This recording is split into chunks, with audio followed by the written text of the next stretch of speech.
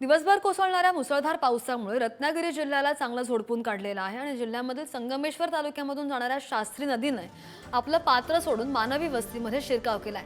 शास्त्री नदीच्या पाणी पातळीमध्ये सुद्धा प्रचंड वाढ झाली आहे आणि त्यामुळे जवळपेठ असणाऱ्या बाजारपेठेमध्ये सध्या पूर परिस्थिती निर्माण झाल्याची दृश्य आपण पाहतोय। बाजारपेठेमध्ये असणाऱ्या दुकानांमध्ये पाणी शिरलंय, मुख्य रस्त्यावर सुद्धा हे पाणी शिरल्याचं पाहायला मिळते आणि त्यामुळे नागरिकांना जीवाची जोखीम उचलून वाट काढावी लागते।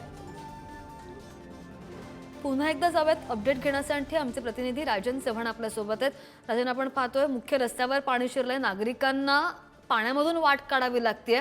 आता सध्याचं चित्र तिथलं कसं आहे? अजूनही पाऊस तसाच आहे का?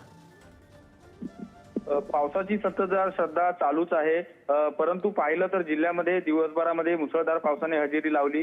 याचा सर्वाधिक जास्त फटका हा संगमेश्वरला बसला। तिथे जी शास्त्री नदी आहे, या शास्त्री नदीचं जे पाणी आहे पात्राबाहेर गेल्यामुळे मानवी वस्तीमध्ये घुसलं आणि त्यानंतर आजूबाजूची जी दुकानं आहेत त्यामध्ये पाणी घुसल्यामुळे व्यापारी वर्ग सुद्धा पूर्णपणे हैराण झालेला आहे।